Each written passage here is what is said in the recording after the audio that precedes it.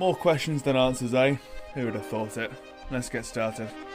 Another race for the world's greatest driver, Juan Manuel Fangio. Former world champion Jim Clark leapt into the lead. That's Clark's Lotus going like a bomb. And James Hunt is the world champion by just one single point. By being a racing driver, you are under risk all the time. And if you no longer go for a gap that exists, you're no longer a racing driver. And that is Michael Schumacher ahead, the world champion. To become a four-time world champion, Sebastian Vettel, Lewis Hamilton, champion of the world. That's for all the kids out there who dream the impossible. Max Verstappen is champion of the world. Oh my God! Max Verstappen, you are the world champion! The world champion! Hello and welcome to episode 15 of F1 in Review 2023. I'm Tom Clabon and as ever, I'm joined by Tristan Fancourt and Angus Gallager. Today we look back at the Monaco Grand Prix and look forward as well to the Spanish Grand Prix, which is coming up now. No more breaks in terms of the weeks or many weeks we had previously. Action after action in terms of the calendar. Here we are. So to start with then, fans of Formula 1 and sport more generally will be well acquainted with the expression rain stop play, and we saw the extremity of that, the expression at least, last week in Imola. But on this occasion, did rain save play? And what I mean by that was Sunday's events, the testing conditions that came about towards the end of it, the last 20 laps or so, making it more exciting, saving the race from us fans who were hoping or indeed expecting something to be rather sort of less exciting, more dull. Did it excite the race more than we're expecting? Did the conditions save the race? Our thoughts on this? Definitely saved the race. Driver of the day, the rain. Well, I feel like that's a bit unfair, don't you? That's a bit unfair, maybe. I'll backtrack slightly.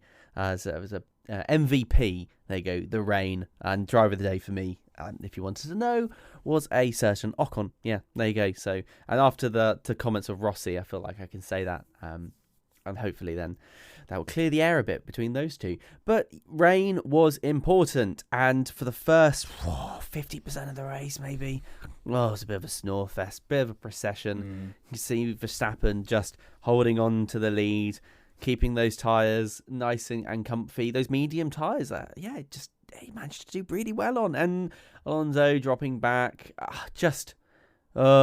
Typical Monaco procession. All the action on Saturday, and what an action it was. And procession on Sunday until the rain. And then, boom, suddenly everyone's diving into the pits. We've got a daring do for Aston Martin. Do they put Alonso onto the mediums or the inters? They risk it with the dry tyres, and in fairness to them, I think that was it's a daring move. It was glory or nothing, right? That sort of move, and unfortunately it didn't play out. But if I'm going to be brutally honest here, I think Verstappen probably would have kept the lead given the timings and things like that. It didn't play out. He managed to stay in second, and it was it was one of those rolls of the dice. And rain gave us that, gave us the roll of the dice. Rain gave us Sainz falling back the pags. Rain gave us, everyone spinning round. Poor George Russell desperately tried to call on the radio, let me in front of Hamilton. That sort of thing. Yeah, rain really threw a massive spanner in the works. And also, shout out, because we're not going to talk about him today, Nick de Vries. I think he kept his nose clean and demonstrated why he should be in the car. Thank you. Well done, mate. I'm glad he managed to do that. So yeah, without the rain, it would have been utterly miserable.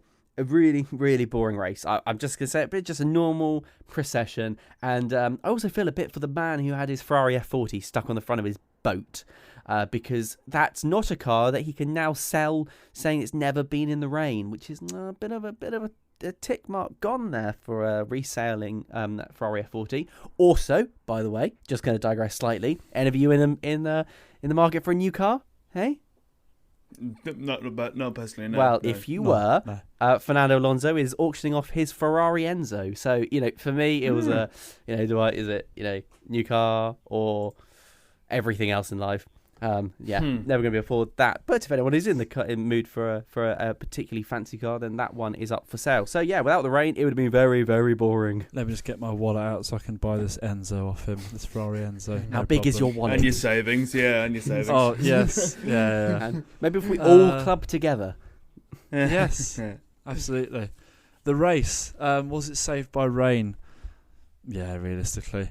I will still beat the drum for Monaco, but I have to admit that was a rather dull race up to the points of the rain. The rain kind of spiced things up. It made people second guess. It got some varying pit strategies because you had the possibility of people coming in for the wet compound tyres and the inter-compound tyres, and some drivers who pitted first for dries and then 3 laps later were like, oh yeah, that rain that we predicted, let me put the wet tyres on instead, when they could have combined it into one stop. Alonso.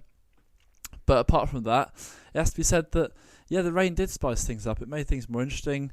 Cars at risk of going off the circuit just makes things more interesting. High profile ones, Sainz.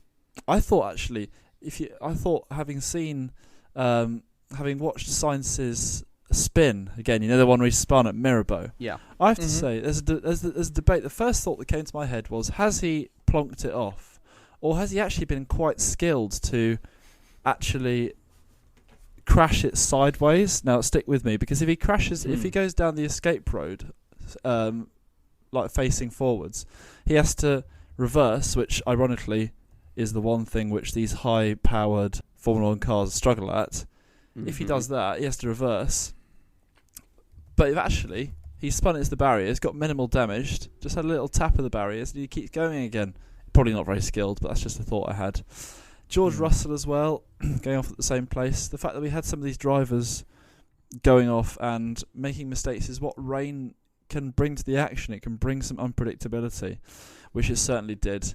It also led to an opportunity for Sergio Perez to climb up the field, which did not happen, as he found himself still mired. I don't think he went above 15th, 16th place in the whole race. What a miserable weekend for him. But yes, I'd say that the rain definitely saved the race. It took it from like a 3 out of 10 to a 6 out of 10, I'd say, because it increased some jeopardy and it increased the chances of something happening, even if Max Verstappen did, pardon the expression, reign supreme above everyone else.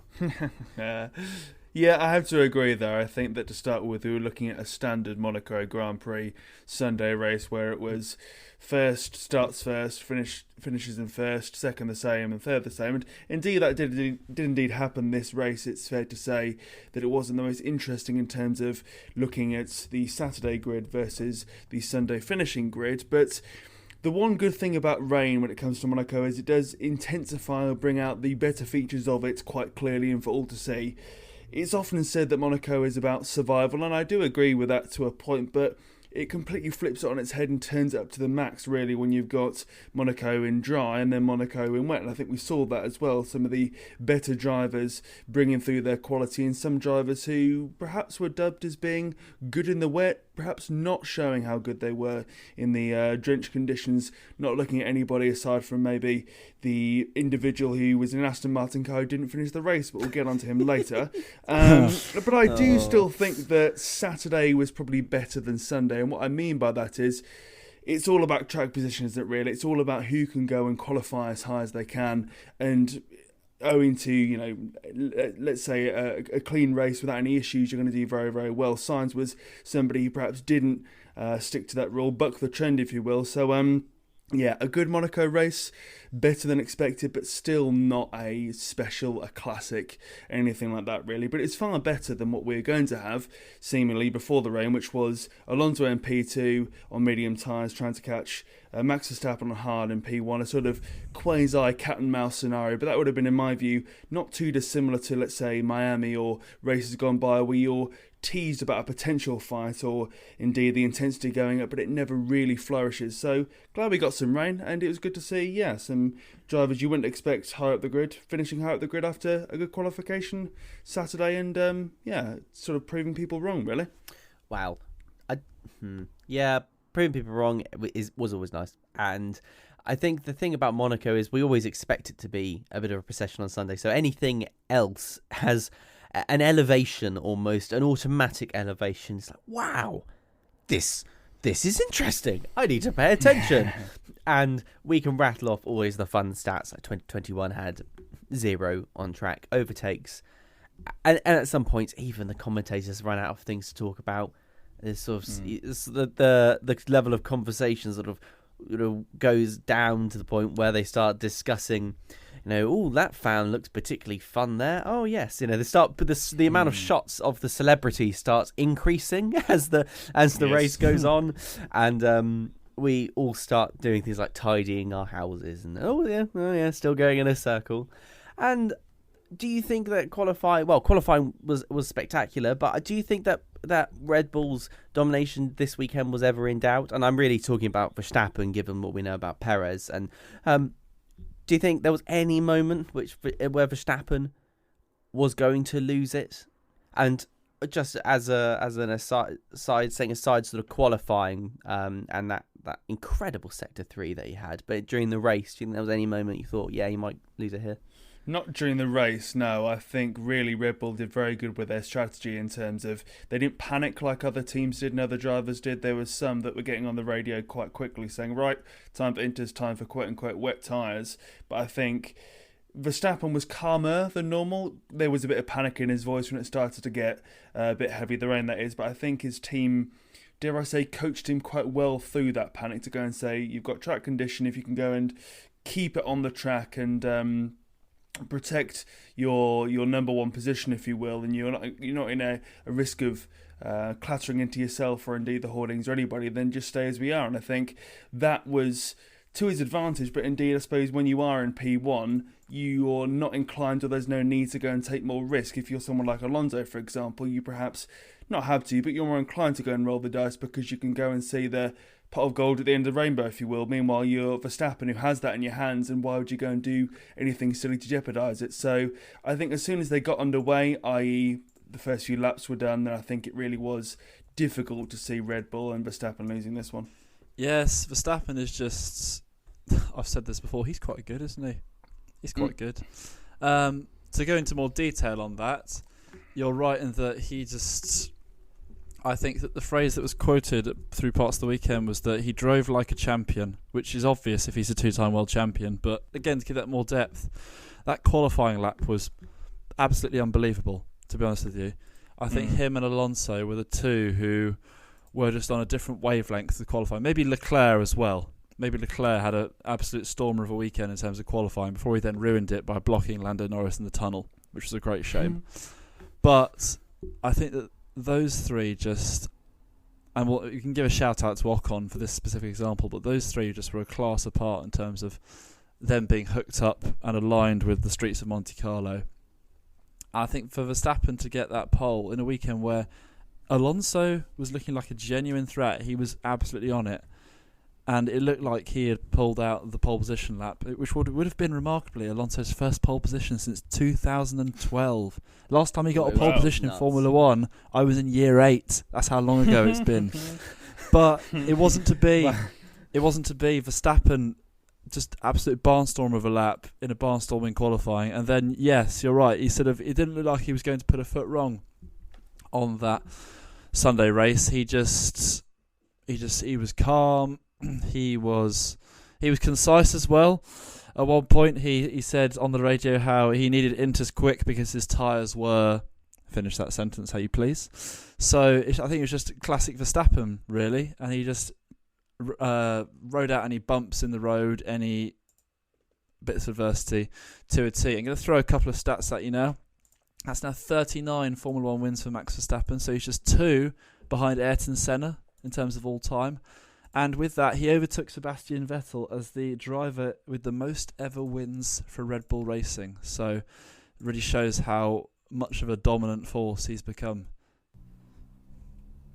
Yeah, but I'm going to counter that, actually, just a little bit with my accolade for most consistent driver and best driver across the weekend goes to Ocon, actually. Yeah, boy. And I know Verstappen did really well, but what I would say about Ocon this weekend is Ocon's drive was not only consistent enough to get him third and his qualifying brilliant enough to allow him to start in that position, but unlike Verstappen, he had very little in the way of incidents. Whatever Adrian Newey and the Red Bull team are making Verstappen's car out of, it is structurally very sound, because he collided with the wall, 3 or 4 times during the race. He nearly destroyed his car in qualifying when he hit the wall at the very end of Sector 3. Very, very lucky there to come off unscathed. Ocon, on the other hand, he kept his nose clean. And if Verstappen had actually damaged his car significantly, then Ocon would have been in the position to snap up second. So I know that Verstappen was clearly switched on and rightfully pushing as hard as he could to try and make sure that Alonso wasn't going to overtake him. But I would say for Ocon, the fact that we didn't really see him in the race, and yet he came up in third. And when I look back as well, I quickly checked out to see if I could find any sort of collisions he had with the wall. Nothing there. He made his way through traffic. He just kept going around Monaco in that sort of trance-like state.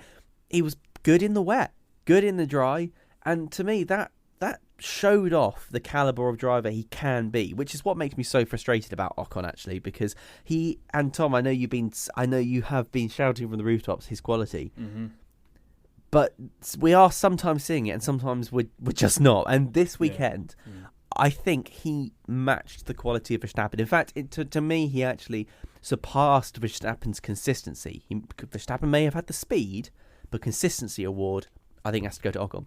And further on that point, he had more to do and more to lose as well, because let's not forget, before Sainz tumbled down the order, he was very much nibbling at his back win and very much got close and personal to it as well. And bear in mind, it's a big haul of points for Alpine, and I think after the comments from Lauren Rossi, for example, the incident in Australia, there'll be many going, well, why can't this team, why can't these drivers get us some damn points, if you will? And having that position in Monaco, with track position being king, you can imagine the expectations weighing heavily on the shoulders of Ocon, with some people saying, well, I don't think he's that good. So for him to convert that and to have a fairly flawless race as well is to his credit, really, to keep pace with Alonso and co. But I think it does show hope for Alpine that they do have the machinery to go and take on Ferrari wheel to wheel, toe to toe.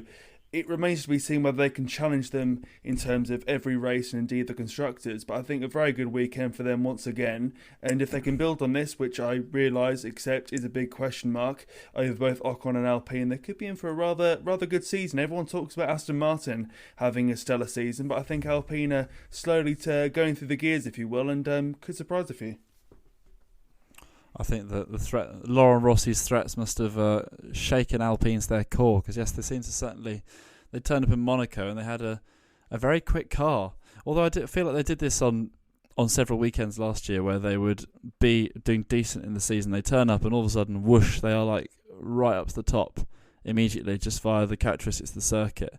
I want to touch back first, though, before we get into the Alpine discussion. I want to touch back on Tristan's point about Verstappen hitting the wall, because one thing I've noticed, which I feel like I noticed especially this weekend, is and I don't know if you guys agree, do you think that the cars in recent times seem to be just stronger? Because I can think of multiple times where drivers hit the wall.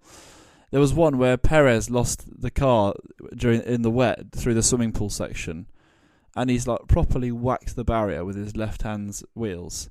And in past years, I feel like that would have been obvious. I mean, in recent years, the cars have been made more structurally sound, so that when the wheel comes into contact with the barrier, it stays attached to the wheel tether, so it doesn't fly off, which is safer for drivers and for crowds.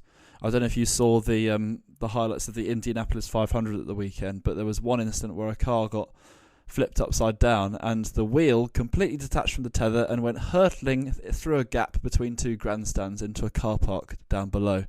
But that kind of thing doesn't seem to happen in F1 anymore, which of course is brilliant to see from a safety point of view. But even there were instances where cars would whack the barrier and wheels would not only stay attached to the tether, but they stay on completely and drivers could continue. Would you say that's fair? Because I'd almost say that, and that might be one of the reasons why we see fewer retirements in a race such as this, because you have less drivers getting damaged that way. Yeah, I would say that it's all about balance in Formula One, and we must remember that there has been a massive advancement in terms of just material science and material engineering. We've gone from the classic torpedo style cars of the 1960s and progressed through towards things like fiberglass. During the crazy years, they were even testing things like magnesium bodies, because magnesium is really light, and that was just ridiculous, because I don't know if you've ever seen what happens with magnesium when it starts to burn, but it killed multiple people. And as we've progressed through the years, we've experimented with new materials until sort of carbon fiber sort of came in, and now that we've got new technologies within carbon fiber and the way that they weave it, the way that they construct it and reinforce it, lamination materials are getting better. Even the resins, right, which you set between the carbon fiber, if you've ever seen it, but it's crazy material. It's fantastic. And everything that Formula One develops in terms of material is to do two things, right? Firstly, it's to make the car lighter, because, well, to paraphrase Lotus's mantra, is simplify and add lightness, which is a bizarre phrase, but hey, Colin Chapman was a bit of a bizarre man. And it is also to make it stronger as well.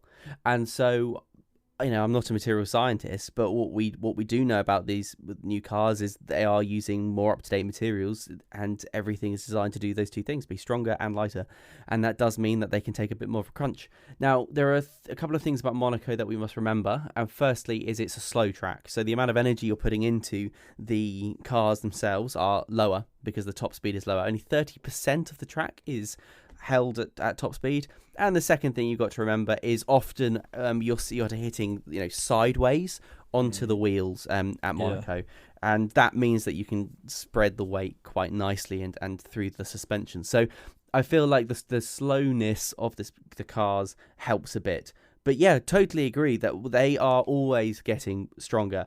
And ironically, the most damage this weekend, I reckon, came from Sergio Perez's car being lifted up into the air so that every single one of us could look at the bottom of that car and appreciate Adrian Newey and team's handiwork in terms of the tray, the underfloor, and the downforce that's producing. God, wasn't that a sight for sore eyes? The secret has been lifted. I don't know if you saw just on the back of that, Toto Wolff, when they lifted the Mercedes, he was like, "Oh, I really don't like the fact that they lift the cars. This is still a problem in Formula One." Anyway, they lift the Red Bull, and he's like, "Well, they're just doing their jobs. Get it off the circuit really quickly, and we just may have a little look." So yeah, absolutely, couldn't agree more. Damage is definitely less, because the safety of the cars is getting better each year, and that's fantastic in my mind, because it just keeps the sport alive, because people still want to participate in it, and without the risk of,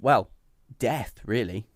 Yeah, and I think it's so good for the spectacle as well, moving forwards, not only at Monaco, but also other race circuits as well. It felt like only yesterday there'd be some slight contact on lap 1, and then seemingly because an end plate had been lost or other issues, that a race winner or potential race winner's race was frankly over, really, and they were down to P15, P16, P14, and that is still the case. It's not a case that you just, you only go out of a race when you lose a wheel, for example. It is very intricate in terms of the detail, etc. But I think Monaco did show its quality or redeeming factors or features insofar as you could go and kiss the barrier, brush it, or indeed parts of a nose cone, for example, could hit the car in front of you, or indeed go underneath its wheel and still be salvageable and still be race-worthy and not being terminal or the end of your race, really. So it'll be interesting to see how this translates into other circuits, but I think it was good to see that we only saw 2 DNFs, and those came from repeat incidents or repeat stresses on the car versus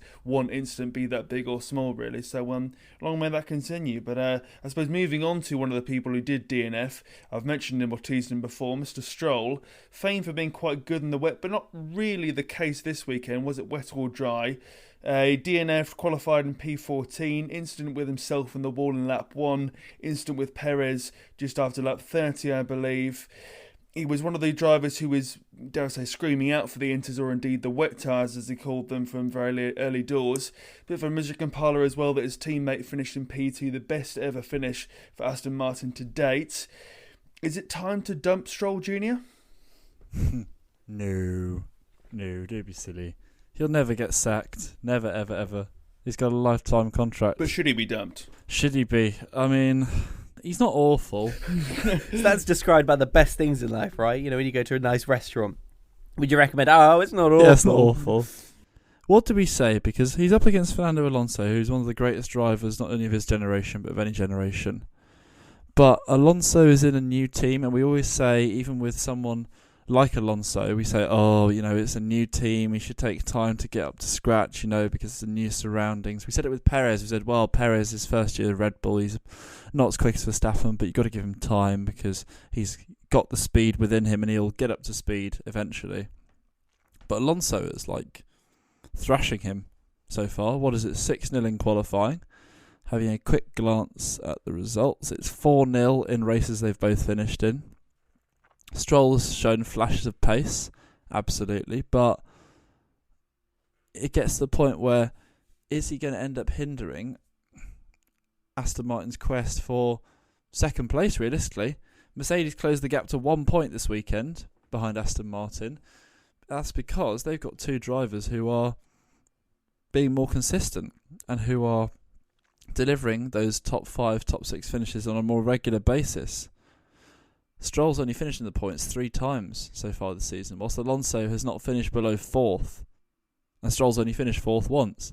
So there is the question of, is he extracting the maximum from that car, especially since it is extremely quick? And we keep on saying, I keep on thinking in my head, oh, this Aston Martin, it's going to have a race where it slows down a bit and it's not going to do so well. But then it's still quick. It really is still quick. But then Stroll in Q2 on Saturday finished 0.02 of a second quicker than Valtteri Bottas, who's in an Alfa Romeo. That arguably is not good enough.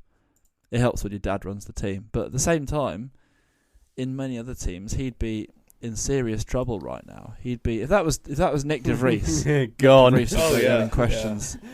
Yeah. He'd be gone. If this was AlphaTauri, and if I saw a stat earlier which was something like, don't quote me on this, but because I can't work out the percentage on the spot, but Stroll's only scored 25% or 26% of Aston Martin's points this season, which is the lowest percentage out of a driver for whom both drivers have scored in the team. So the heat's on a little bit, and he needs to step it up, especially with his home race coming up in the foreseeable future as well. Maybe that would be a good time for him to step it up and to silence some of the doubters. Yeah, I think it is, dare I say, one of, if not Aston Martin's greatest chance to do some serious damage to the bigger teams and to cement themselves in that top 2 or top 3. Currently in P2 in the Drivers' Championship, as you say, they're the constructors.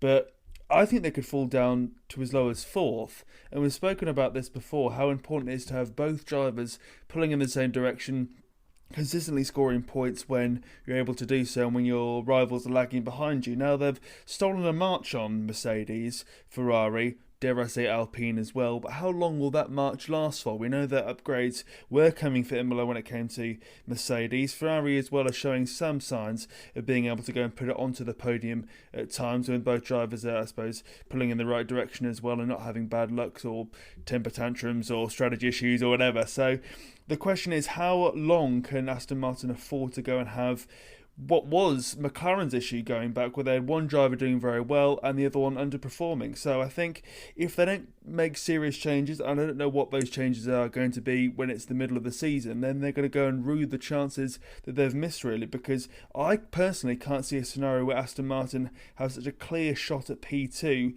a clear chance as a win as they do now, really, because Alonso's doing very well. Some say he's aging like fine wine, but at some point he's going to drop off the edge of a cliff and he's going to be more like Kimi Raikkonen was with Alfa Romeo, for example, or indeed Sebastian Vettel was in this very team in years gone by. So I think really if they're serious about becoming a constructor that wants to go and challenge for championships and titles and so on moving forwards, they're building big bases, investing in a lot of infrastructure. They need to go and have the drivers to boot, really, and one driver who's doing very well, like Alonso's quality, is good, but you need two, and I think if they're not careful they could fall further down in seasons to come. I could see someone like Alpine, for example, jumping them in the sort of short to medium term future, because they've got investment there, they've got a very good team principal, and they've got a skillful, young yet also experienced driver pairing that are also scoring points consistently week in, week out by 1 or 2 races. So I think the heat's on, and if he doesn't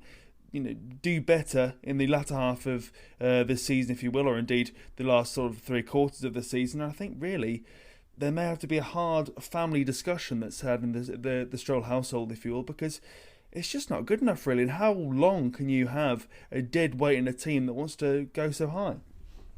All right. Well, the Angus's statistic, it was 22.5%. Okay, so that's the percentage of Stroll's. His contribution to the constructors' points. He's scored 22.5% of their points.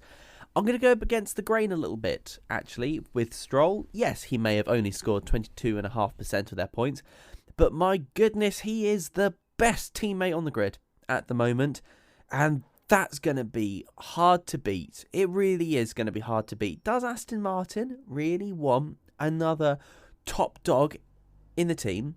I don't think so. Have you seen Alonso and Stroll together? They are 2 peas in a pod. Alonso is not only coaching Stroll, but to quote Max Verstappen, seems to be life coaching him as well.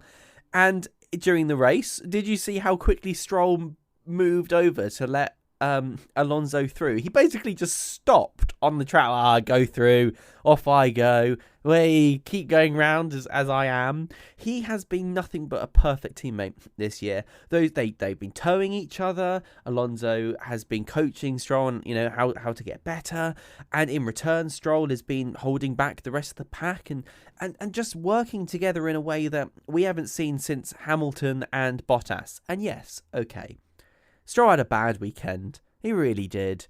But so did the best of them. Charles Leclerc had a pretty bad weekend. Yeah, he didn't, yes, he may have ended up in 6th place, but I wouldn't say that was really skill. It's just a bit of luck, really. And Stroll had a bad weekend. Monaco's difficult, but he is performing for the team like no one else really can in terms of teammate. And I think Papa Stroll's going to see that as enough. It may compromise them. It really will. It may compromise them. And to that extent, it's going to be very difficult to argue just from a pure points perspective that he should stay. Okay, they are they're 2 points technically. 2 points off losing it to their 2nd place to Mercedes. But I think Stroll has it in him to pull it back a little bit. You can't forget that Stroll did get the last podium for Williams. He has the talent there.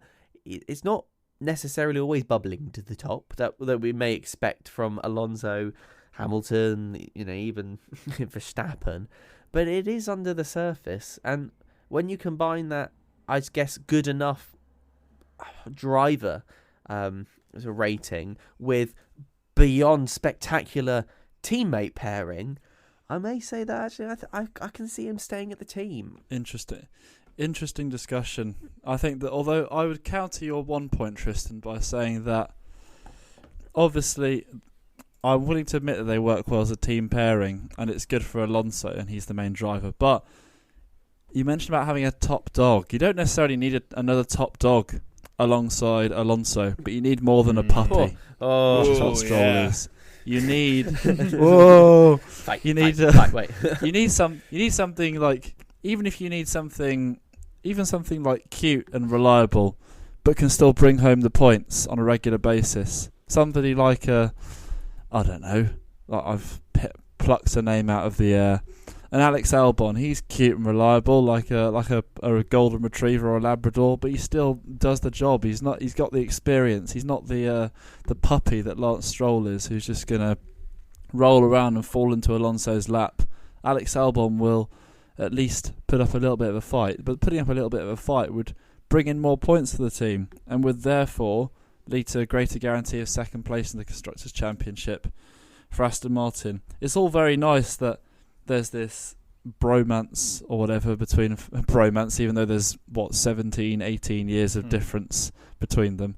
There's this bromance between Alonso and Stroll, but at the same time, I feel like it'll come back to bite them at some point. Hence why I have the doubts that sort of it's working out massively well for the team. It's working out quite well at the moment, and it was nice. But once the going gets tough, I feel going to be too much of an easy path for the. It's going to be easy to point the finger at Stroll, and the longer it goes on, the more fair it will be.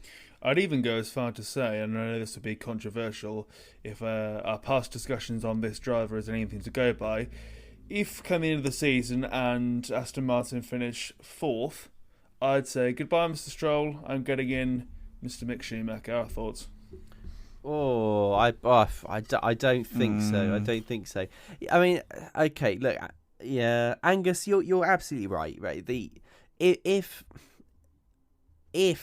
Stroll doesn't step up his performance, they could compromise themselves. And at the moment, I would probably say that Stroll's maximum points he could have got so far is 72 points. We've had 6 races so far, and that's 12 points.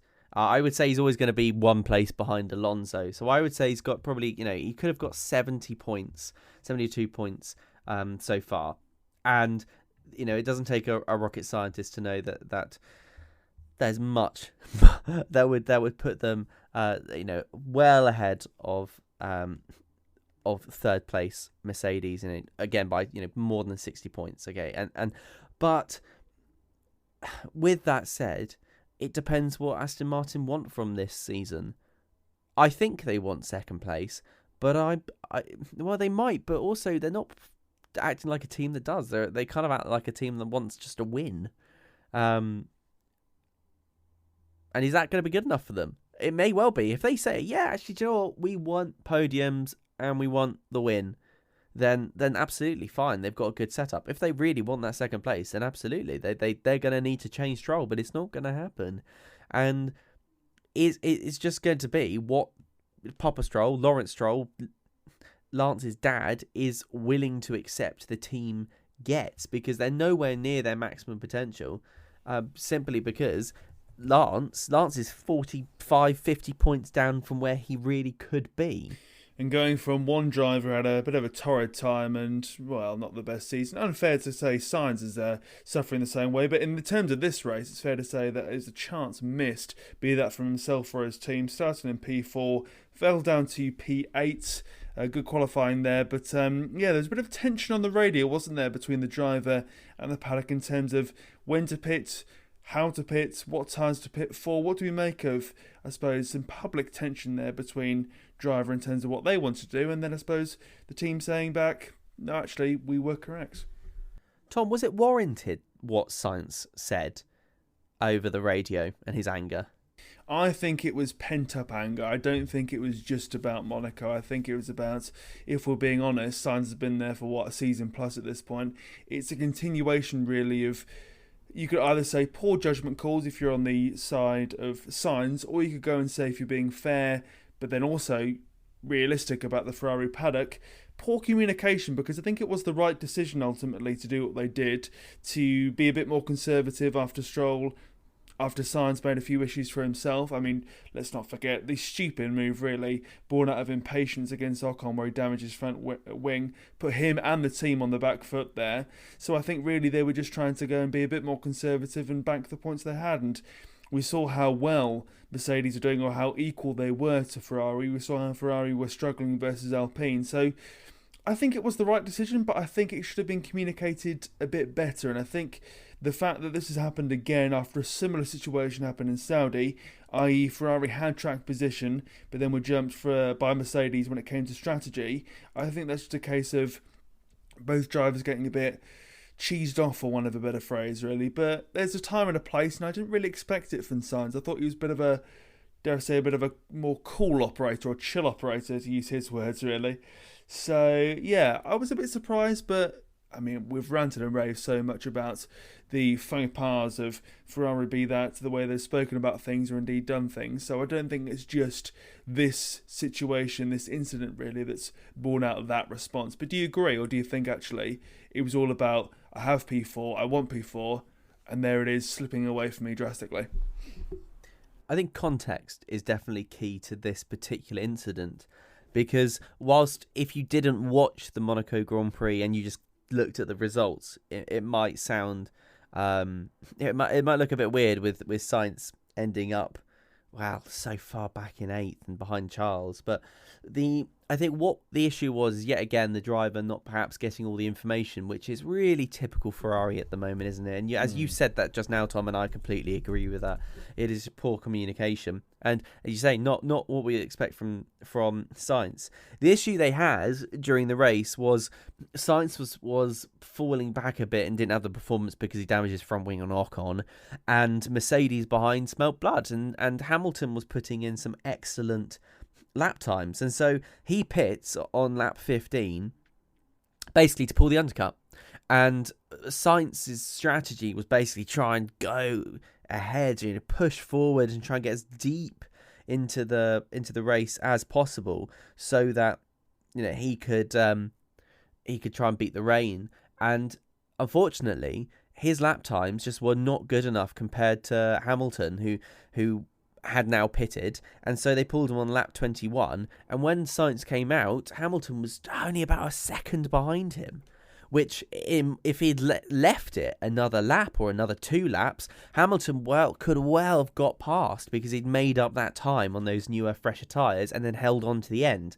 This is yet again the issue with Monaco, with the fact that if another driver gets in front of you, they could just be slow, and there's nothing you can do about it. And so Sainz gets on the radio and says, I told you not to pit me now. I told you we were catching Ocon. And they say, no, Hamilton behind. It's Hamilton who's only a second behind. He goes, I don't care about Hamilton. And he should care about Hamilton. He needed to care about Hamilton because, unfortunately, he compromised his own race and he couldn't go as deep as he wanted to. And that was, I think, just embarrassing. It's embarrassing for the both of them. It's embarrassing for Ferrari, and Ferrari do not like being embarrassed, on the radio. Oh, no. And it was embarrassing for Sainz because, as you say, Tom, it was sort of like an eruption of the pent-up anger that I think both Charles and Sainz have been feeling this year, last year, mistake after mistake and no communication. He said, this is the thing that I've been talking about. So clearly he's been talking about this in the drivers' pre-race briefing with Ferrari, and maybe the post-race debrief as well.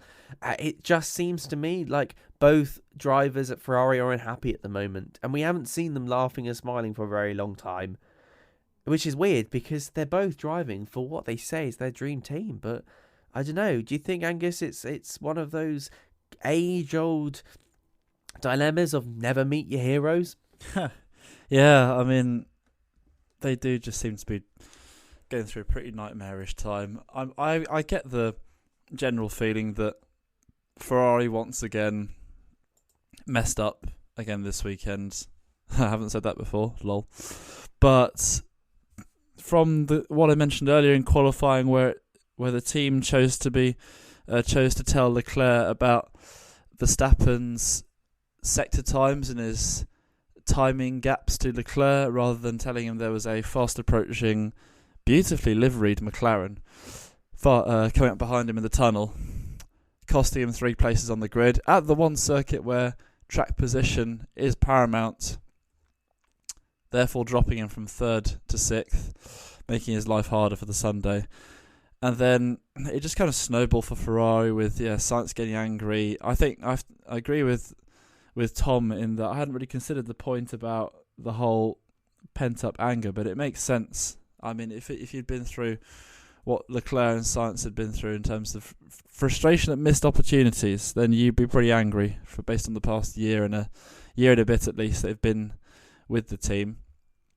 And then keeping them out on the mediums in those conditions, those wet conditions, not ideal. If you look at the sky, you maybe would have gone, might need wet tyres here, might want to change those. But they persisted a bit too long with that. And their reward was only 6th and 8th, which just sort of summed up a bit of a miserable weekend for Ferrari. In a weekend where they could have really put pressure on Mercedes and Aston Martin and closed the gap, they find themselves still a bit far behind, 30 points behind. And it's just... it leads from our discussion last week of Lewis Hamilton going to Ferrari. He must look at that.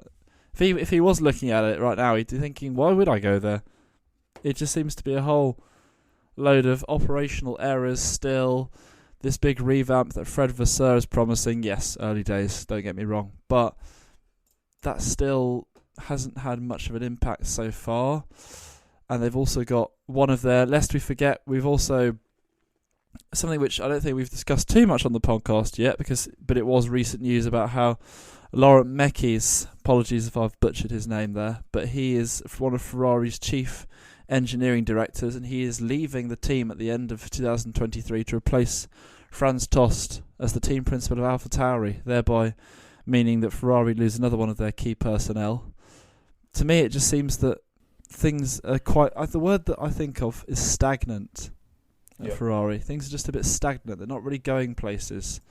And whilst I don't see them dropping lower than 4th this season, I think Alpine sure have had a resurgence this past weekend, and they've had a brilliant weekend, but I can't see them bridging that gap to Ferrari. I can see them fighting with Ferrari at multiple races, but I can't see them bridging that gap in the point standings.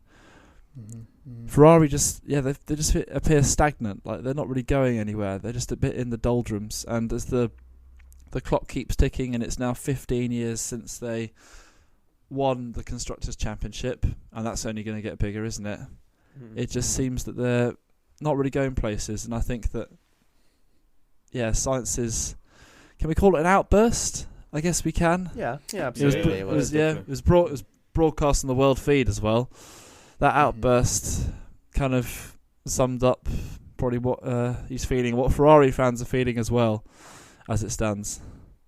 Yeah, definitely. I think we saw the beginnings of that, or perhaps the ability that Carlos Sainz could erupt when a situation didn't go his way, and where something was either A, not communicated well, or B, not handled very well, when I think it was Silverstone where he won that race. And if memory serves me correctly, the broad strokes of the Ferrari plan was, we'll have Sainz on the fresh tyres but keep him in P2. Meanwhile, we'll have Leclerc on the old hards, and the ambition or aim for Sainz is to go and keep the charging Perez and indeed Hamilton behind him, so that Leclerc can then go and win the race despite him being on older tyres.